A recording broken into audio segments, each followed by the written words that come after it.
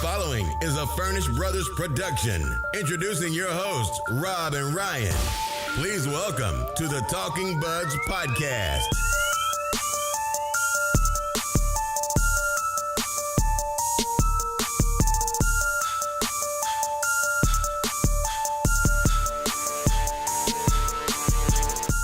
Episode 4 of the Talkin' Buds podcast, and our first Sky is Falling episode, Ryan. Yes, sir, buddy. You know, 2 losses, man, it could tear up a fan base pretty quickly. Since we last talked with our Talkin' Buds listeners, 2 games, 2 losses, 1 goal in both games.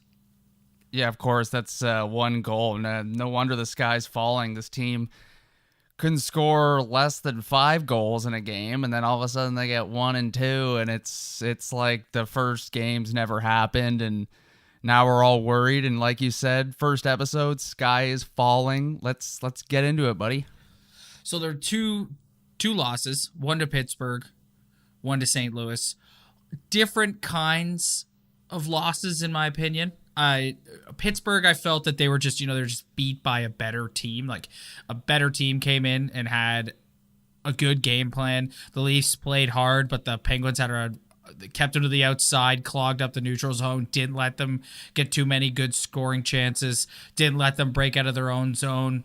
No, the easy storyline is well, they haven't really played any challenging teams yet, and when these big boy teams come into town, we're gonna see who they really are. And I hate the easy narrative, but in this case, you watch that Pittsburgh game, and it was just 2 3-time Stanley Cup winners up the ice, and with Letang at the back, who just played a certain style of game that I don't think Maple Leafs could have done really anything. They had no room. Pittsburgh just executed an unbelievable game plan, and you know what? I'm going to say it, that the big boys got it done, and I know it's going to piss some people off, but it's true.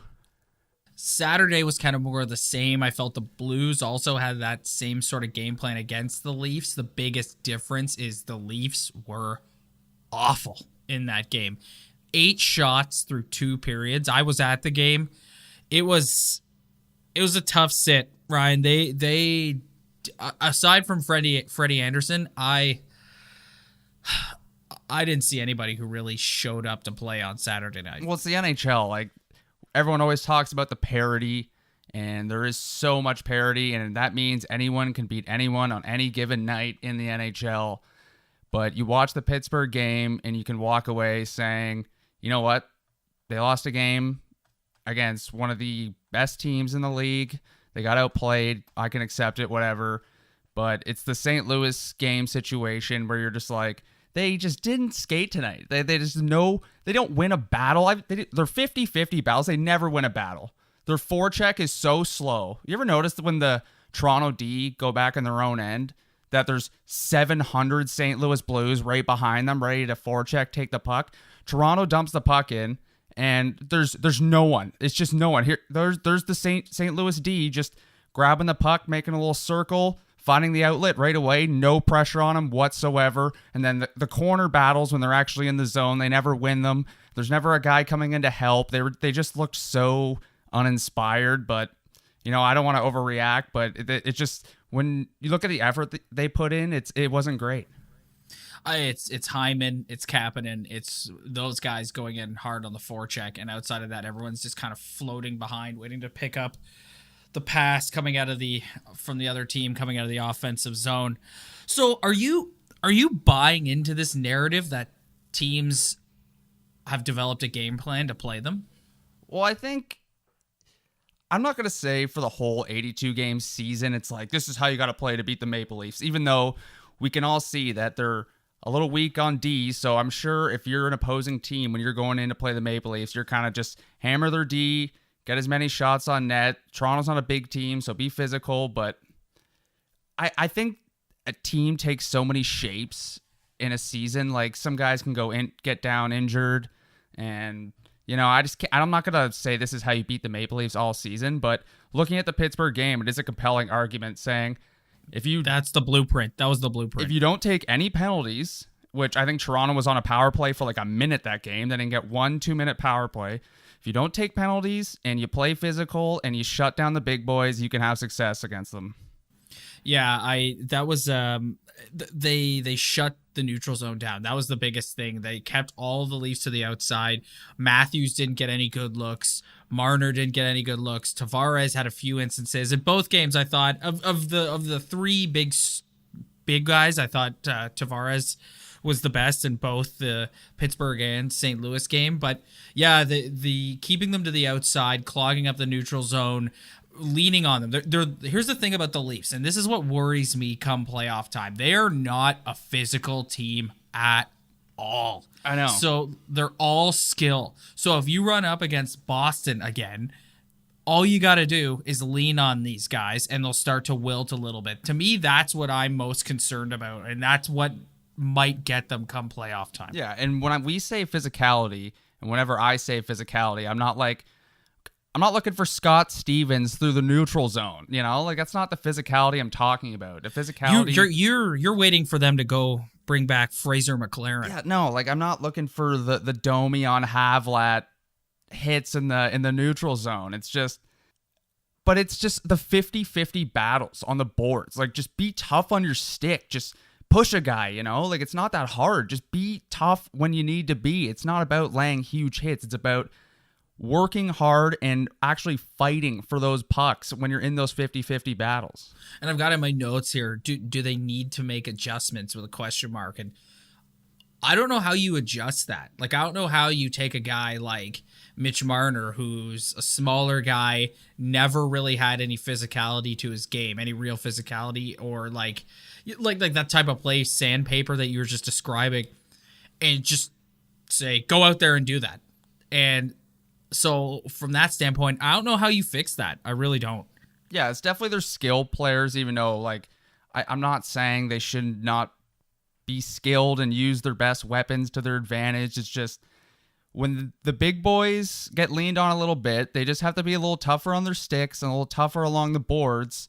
And you can the funny thing about this is Babcock sees it on the bench, okay? And then he does what all of us can't stand, and what was the narrative today was when they start getting soft, he starts going towards those Connor Browns, those Par Lindholms in the past, those Leo Komarovs. And if the big boys aren't going to work, then he's like Matthews didn't get he's 17 minutes ice time. And the reason for that is Babcock doesn't want to see it, and he wants to see the grinders who are actually working hard. But the problem is the grinders can't put the puck in the net. No, they can't. We're going to get into Babcock because of oh boy. So practice today. I'm going to try and contain myself here because he drives me crazy with this sorts of thing. It was actually practice yesterday, excuse me. Marty Marinson's out there practicing in a defense pairing with Oshiganov, which means Dermott is out. And it's just another example. Like, I don't know how you can watch Ron Hainsey and think that he's been any better than Travis Dermott, except if you're Mike Babcock. And to the point that you've made multiple times on this show already, he's a veteran guy. So we're going to rely on him and give him more chances because he's a veteran guy. I understand he's a veteran, he gets it, he's been out there, whatever. You cannot sit here and tell me that Travis Dermott is worse than Ron Hainsey. You can't do it. Yeah, it's another example of Babcock trying to teach a young guy a lesson. He doesn't like to make them, like, if they have a bad game, he hates just being like, I'm just going to put them back out there. In his head, he's like, you know what?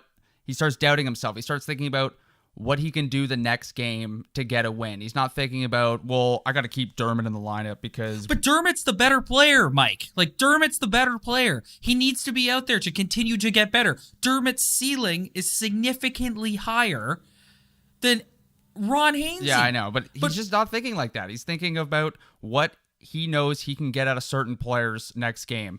To me, Mike Babcock, when he pencils in Marty Marincin in the lineup, he goes... in his brain, I know what this guy's going to give me. Good or bad, I know exactly what Marty Marincin's going to give me tonight.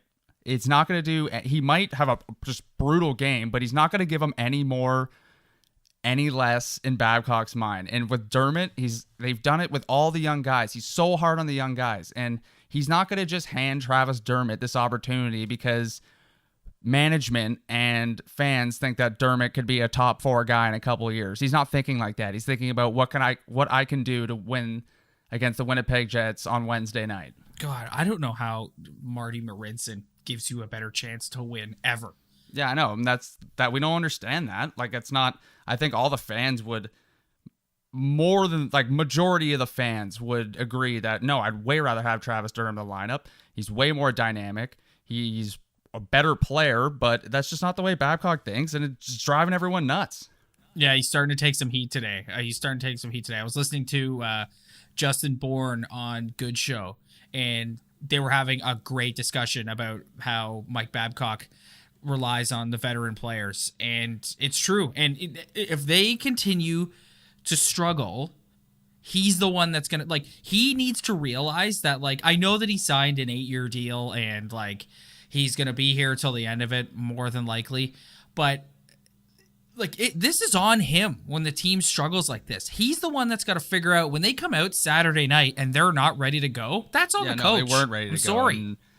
But he's just, you know what? Like, he's an easy guy to read. Like, I'm not surprised. I can't even be mad. Like, I'm mad, but I'm not really mad because I just expect it now. Like, it's just, this is what he's going to do to younger guys, and he's going to put the veterans in because that's just how he's wired. He knows what Ron Hainsey is.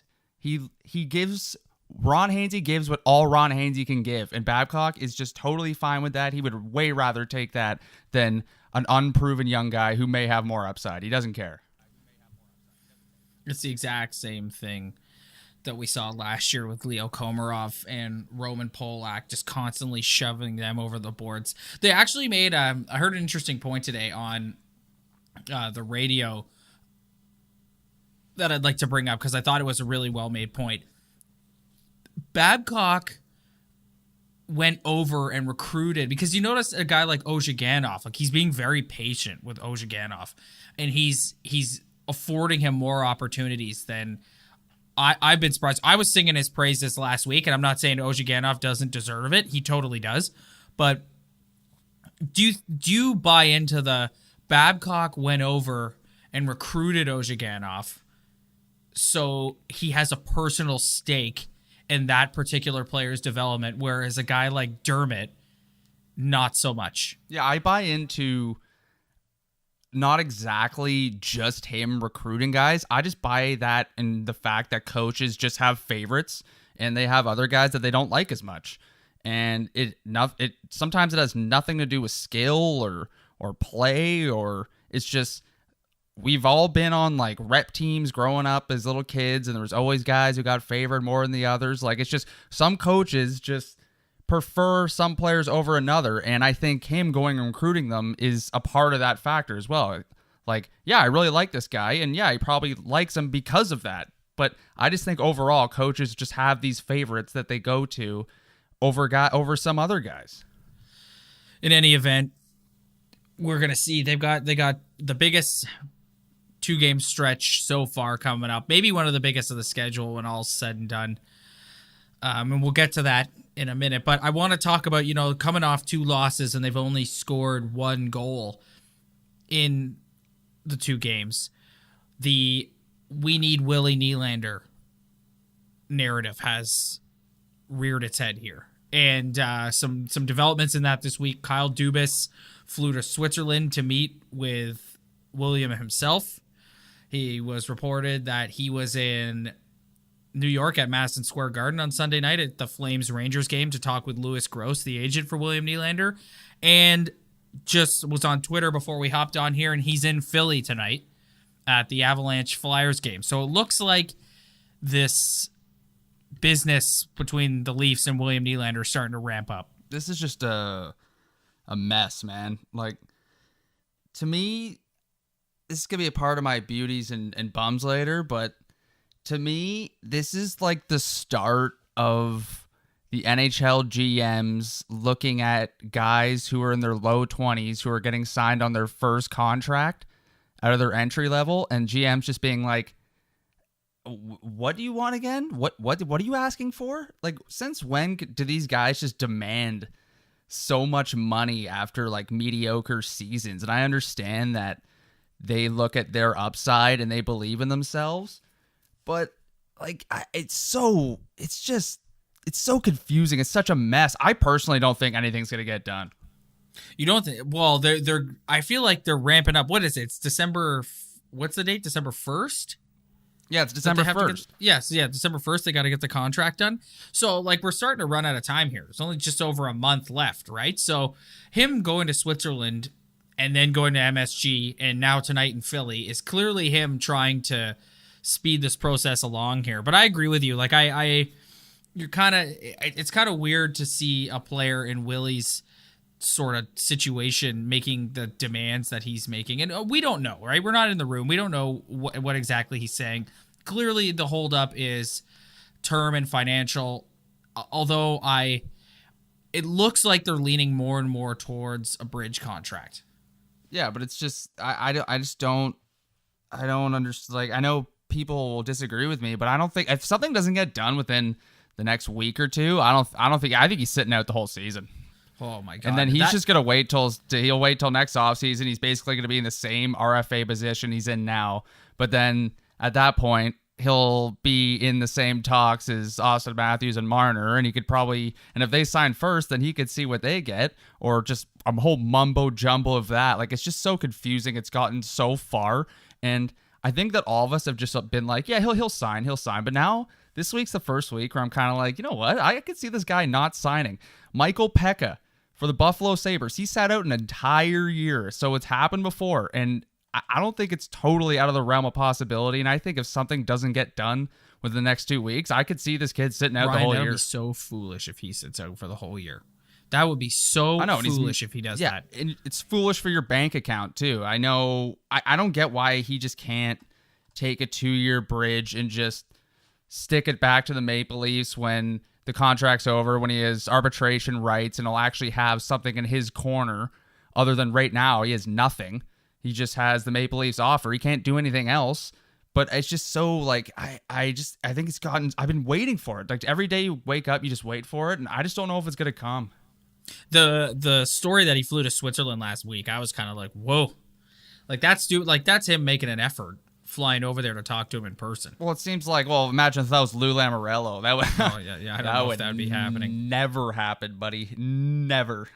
You notice the weekend we will. He hasn't talked much, but the weekend we will narrative from Kyle Dubas has really sort of, I haven't heard that quote in a few weeks now. Well, he was a little excited when he made that comment and got everyone really excited. You're kind of just like, oh, and that was fresh off the Tavares signing too. So like after that, you're all like built up, you're all excited that he was gonna figure everything out. But I just think it's gotten to a point where it's dangerous waters, man. Let's hope that he figures that out, because that would be really foolish if he ended up sitting out the entire year. Yeah, and everyone but like in terms of the discussions of him coming back and impacting the team, if he does sign, all it's gonna do is put someone on Kadri's line, whether that's Marleau or they need, man. Yeah. Which they need. Like we were saying, like again, the beauty of our Bums and Beauties segment is it changes every week. One week we love a guy, the next weekend we don't. That's part of the humor in it as well. But last week, or maybe it was the week before, I can't remember, we were singing Par Lindholm's praises. He was brutal. Yeah, I know. The last 2 games. I know, again, Babcock. Like, what on earth is Nazem Kadri supposed to do with this guy? What on earth? So that's what that will affect, man. He'll either put Kapanen on that line or put Marleau on that line. I can't see Nylander going to that line, but he possibly could. You never know, man. Like that's what it affects. And people kind of see the Leafs bottom 6, especially in Kadri has done nothing on the score sheet. And he hasn't. I can't believe that. But then again, like, look who he's playing with. Like, what's he supposed to do? So that's the cry back for Nylander. It's we need a guy back so we can get Kadri going. Because that third line, everyone was talking about, well, Kadri's just going to feast this year because the 2 top pairs of the other teams will be on Matthews and Tavares, and the 30 goal scorer Nazem Kadri is going to feast. And it's like, that's when everyone thought that Nylander was going to re-sign. So I feel like that's where that's coming from. Let's bring Willie back. Imagine if Willie was on this team, But well, wouldn't you think it'd be Kapanen probably going back? I think if any fan had a decision, it would be Marlowe. But we true, talked but about Babcock earlier. One thing I will say, Kapanen struggled the other night against a really good team in Pittsburgh. Everybody struggled and was brutal against St. Louis, so I'm just gonna throw that one out. But he wasn't as effective the other night. So you start to look and be like, okay, well, when you're out there against like an elite team, is this guy getting exposed a little bit? Yeah, but like I just don't like we talked about earlier. Like we weren't impressed with the Blues game. They got outplayed against the Pens, but like let's not get silly here. Like let's not get. Oh, yeah, no, I don't want to get carried away. Nobody has been like, I've been like Kasperi Kapanen guy. Yeah, like I don't want to look at some of these guys, and especially that's kind of what we're talking about with Dermott too. It's like these 2 games have gone by, and you don't want to look at these guys and start doubting line combinations and what guy should be in the lineup, what guy we shouldn't be in the lineup. Like it's everyone wants to settle down. Like there's 2 bad games. I don't care if they lose 10 in a row. Marty Marinson should never be in the lineup. What's up, everybody? Thank you once again for downloading the show. Tell your friends, spread the word. You can listen to us on iTunes. You can listen to us on Stitcher. You can listen to us on TuneIn. You can listen to us on YouTube. Don't forget to follow us on Instagram at Talkin' Buds Podcast, on Twitter at Talkin' Buds. We got some live in-game tweeting that we do on there, so be sure to check that out. Thanks again. Now, let's get back to the Toronto Maple Leaf Podcast for all the buds. This is the Talking Buds Podcast.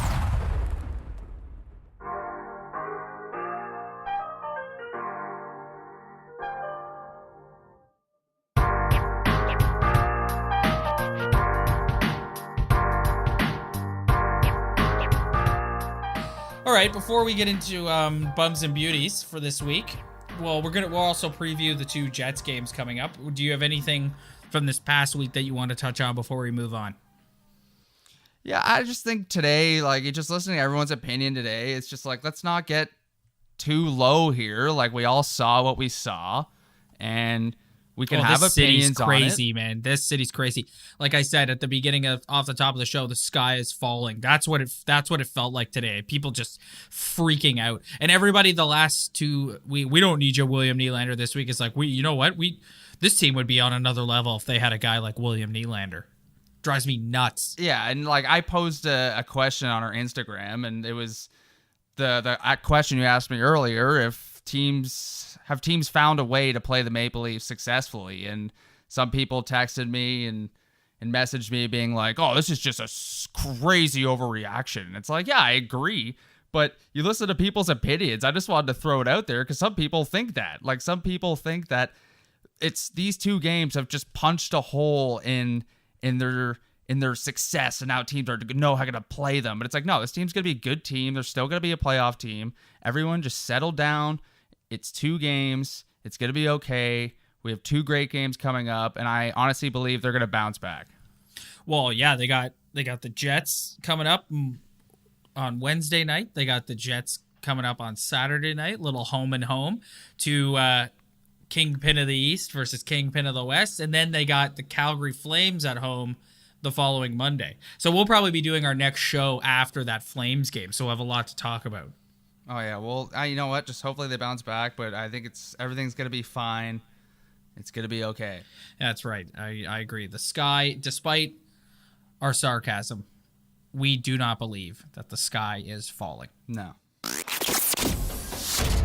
It's time to find out who's a bum and who's a beauty. Take it away, buds.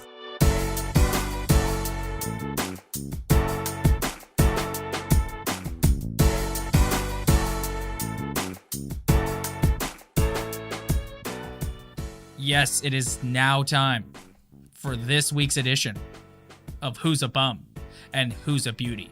Ryan, I have got a nuclear missile that I'm going to launch in my Who's a Bum selection. If there's any segment that we have gotten the most listener feedback on, it's this one. be it positive or negative. So I'm excited to sort of unload here this week. All right, so do you want to start with beauties or do you want to start with bums? Let's start with let's start positive. All right, you go first. I've gone first the last 2 weeks. You go first this week. My beauty is none other than the man himself, Freddie Anderson. Freddie, 2 tough games this past week. I thought he was great in both of them. The St. Louis game in particular, they only had 8 shots through 2 periods. That game easily could have been 5 or 6-0 for St. Louis. I was at the game. I was right there. He made a couple big-time saves, which kept that game within reach.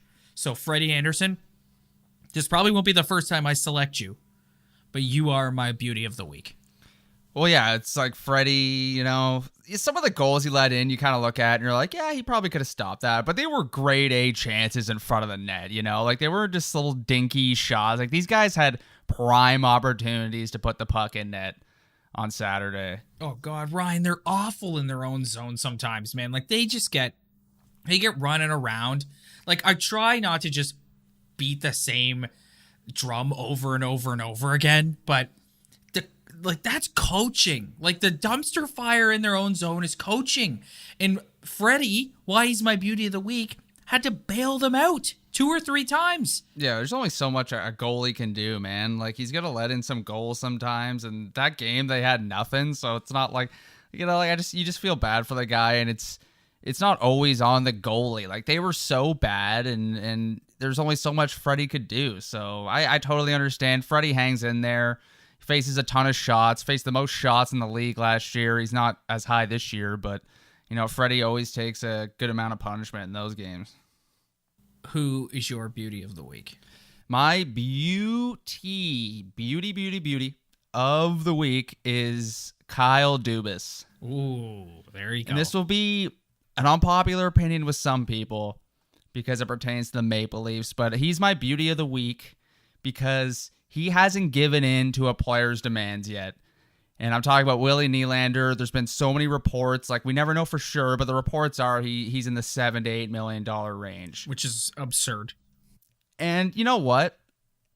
And I said before, if this was any other year, it'd be a bigger problem. But since they have Matthews, Marner, etc., it's not as big of an issue. But let's not give in to these players. Like, I know he's a great player. He's got tons of upside. He's still a young guy. He's 22.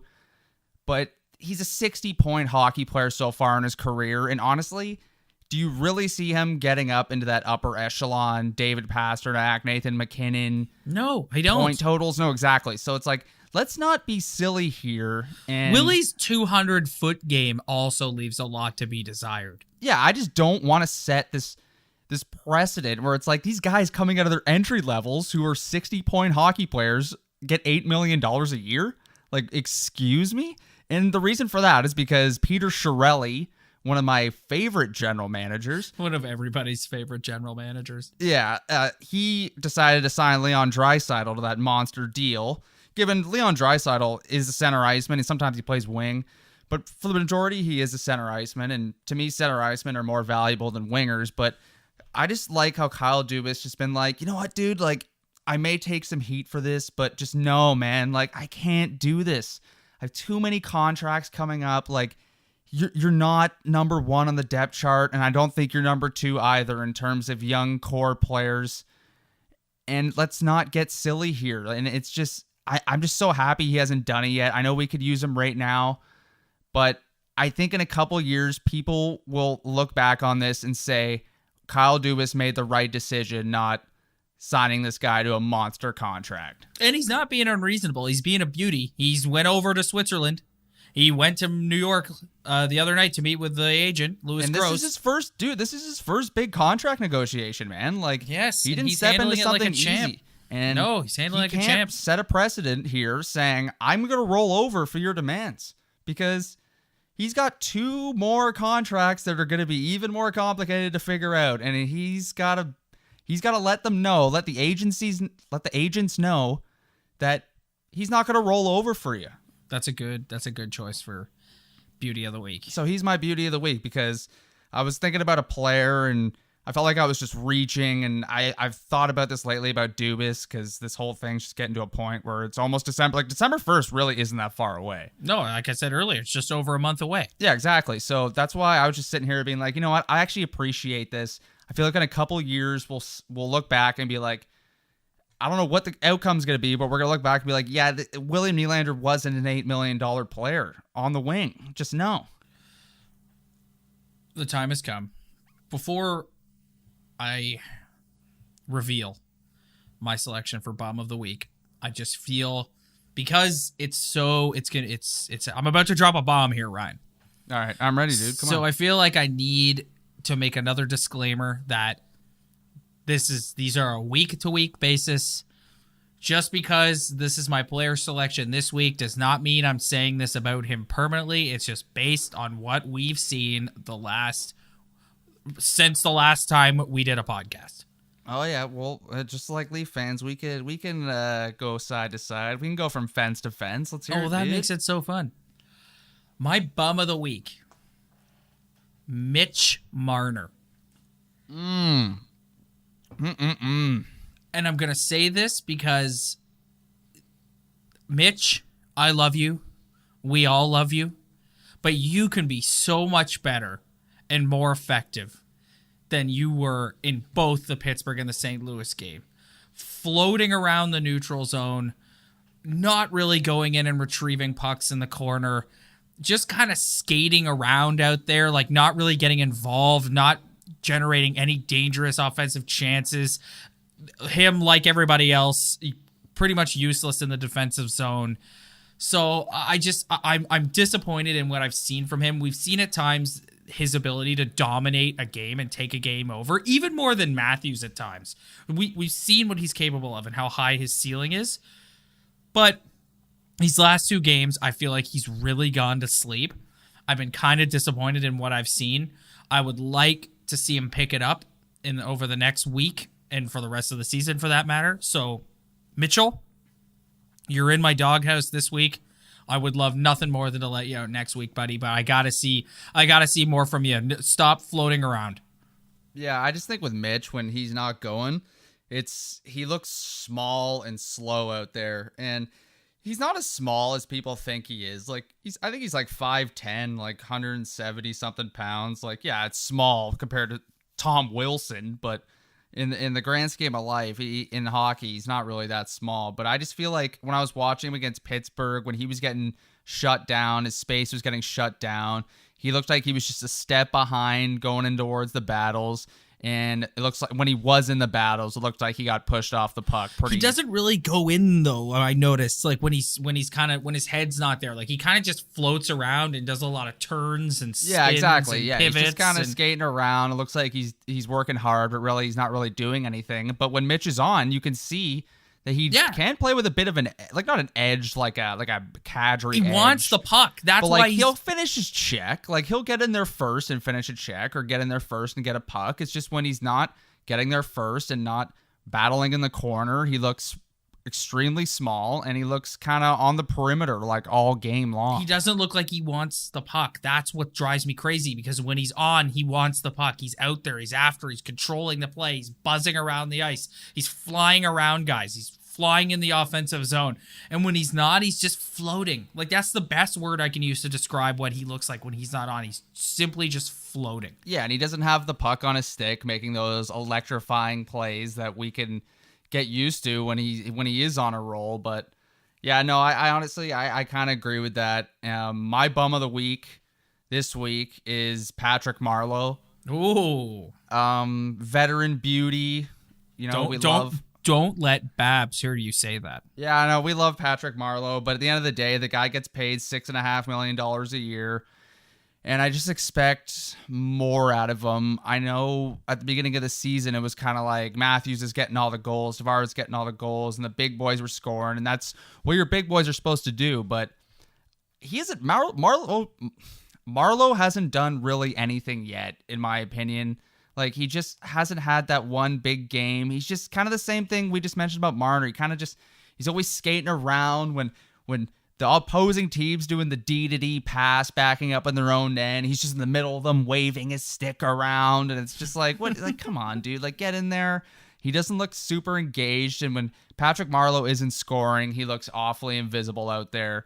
He's still very fast for his age. I'm happy with how he like for a guy his age. Like, I'm very happy with. Oh, he flies up and down the ice. Physical condition, and he looks like a young guy, but I just feel like we can't forget, like, yeah, he might be a veteran presence and a good leader and good for the guys, but we can't forget that he is making the money he's making for this year and next year. And he's got that's like he needs to provide 20 to 25 goals a year. And like, I know last year he scored a bunch of goals, but a lot of them were empty netters, and, you know, they all count at the end of the day. No one remembers, but I just want to see him be a little more clutch with the goal scoring. And I just feel like he hasn't been really involved. So Patty, I'm sorry, buddy, but you're my bum of the week.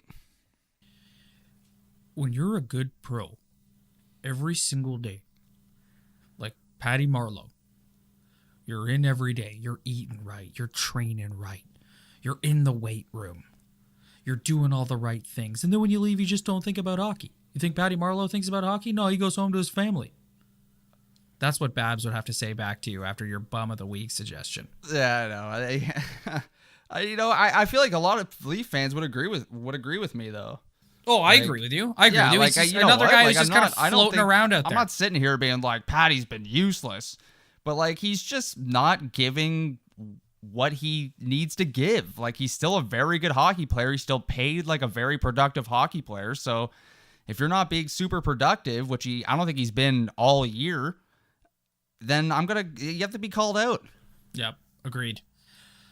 Okay, we touched on it earlier, but before we do, there are totally unqualified takes. You wanna what are you expecting from this next two? I know they got the Calgary game on Monday, and we'll talk about that after the game on Monday. But specifically these next two Winnipeg Jet games, Jets are 5-2-1, Leafs are 6-3, so they're kind of in the same boat. So what are you looking to see over these next couple of games? I expect at least one of the two games to be a game that we're all expecting to see, and then a game we all want to see. I don't know if that's going to be the first game or the second game, but I think for sure there's not going to be one team that goes in and lays another team out both nights, or one team lays another team out one night and the other team lays the other team out the other night. I feel like for sure there's going to be one game that's really going to be entertaining, but it's going to be tough, man. Like, Winnipeg is a good team. They're just as good as the Leafs offensively, and they're deeper on the blue line. I think the goaltending is kind of a stalemate. I know Hellebuck had an unreal year last year, but I think I'm just hoping that they can just bounce back and we just see the amount of effort that we saw earlier in the season. But I think they're going to take at least one. I think they're going to take at least one. You want to hear a prediction? All right, here we go. Wednesday night in Winnipeg, the Leafs go in there, and it's a hell of an entertaining game, and they come out with the W. I don't think I've officially said this on the podcast yet, but you and I have texted during games, and I've said to you, I just have a hunch that Leafs are going to be one of those teams this year that's better on the road than they are at home. I ranted and raved about Scotiabank Arena last week. I've seen, like, they look kind of more, and you see this from time to time, where like the travel and getting away kind of brings the guys closer together, and they enjoy sort of being on the road. And I feel like the Leafs are going to be one of those teams this year that has a really good road record. So I'm predicting they go into Winnipeg on Wednesday night, play a really tough team, but come out with a W and a hard-fought win. And then they come back here and have the potential to lay an absolute egg once again on Saturday night, hockey night in Canada at home.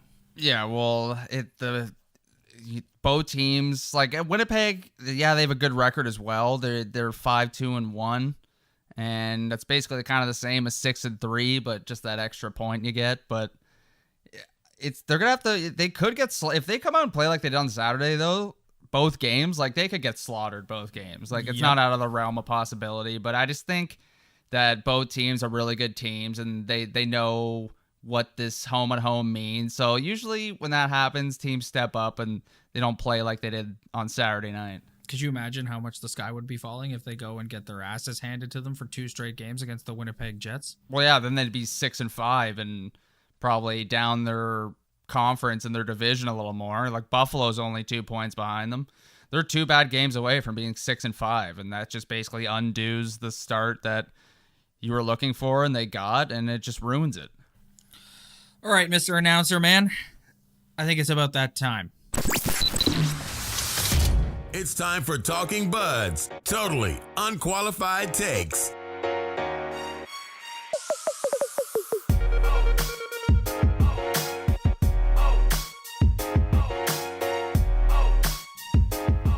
That's exactly what it is. It's time for totally unqualified takes.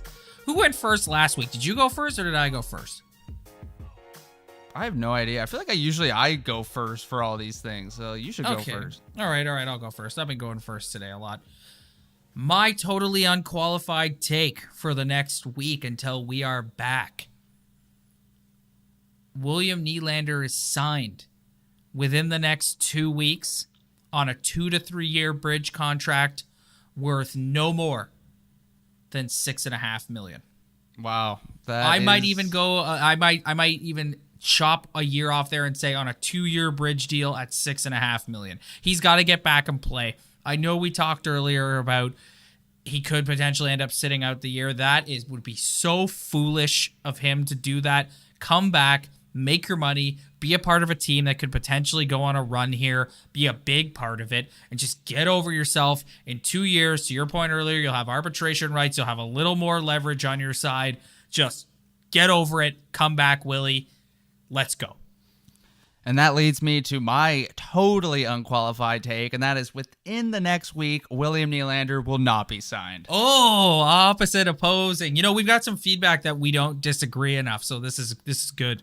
Yeah, well, I just don't see it happening. I just feel like the combination of William Nylander, his father, Michael Nylander, and his agent, Louis Gross. He needs to tell Daddy to just get lost. I feel like if you mix that all together, it's just a recipe for nothing getting done. I feel like William Nylander as a 22-year-old is not going to walk into his dad's office and be like, Dad, I really want to play for the Maple Leafs, Dad. Let me sign, Dad. Go to your room, son. Yeah, like this isn't... Kyle and I are talking. Get out of here. Yeah, Michael Nylander, he's one of those probably one of those hockey dads, and I think he works. Well, he was known for being. being.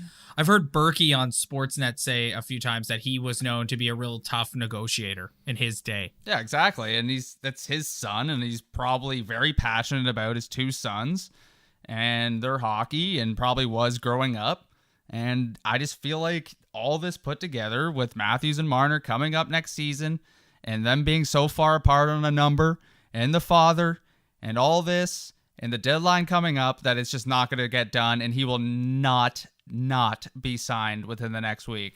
Well, I said the next 2 weeks, so should I bring it back to a week so we can actually make Well, no, it I'll go with you 2 weeks. Okay, fine. He won't sign for the next 2 weeks. All right, there you go. You heard it here 2 first. weeks. I'll go against you. I don't think he'll be signed. Opposing stances on the Talkin' Buds podcast. Yeah, well, I just don't think it's getting done, bud. All right. That'll do it for this week's edition of the Talkin' Buds podcast. Ryan and I want to say thank you once again to everyone who downloaded, checked us out. Tell your friends. Follow our accounts on social media. On Instagram, it's at Talkin' Buds Podcast. On Twitter, it's at Talkin' Buds Pod. Please spread the word. Got lots of great feedback over the last couple of weeks. We really, really appreciate it. We love doing this. I'm having a really great time doing it. And yeah, thank you. Thank you, everybody. Thanks, everyone, who rated us 5 stars on iTunes and left a comment. I know every podcast on planet Earth that you listen to tells you to go write a review and leave a 5-star review or whatever. And I just want to thank you guys for doing that, and we ask you to do that too because it just looks cool and it makes us feel good. So it does, and it makes them refer our podcast to other people who like hockey podcasts. Yeah, exactly. So do that. Thank you for everyone who did that. Thank you for everyone who's engaging with us on Instagram. We love all you guys. Thanks. See you next week.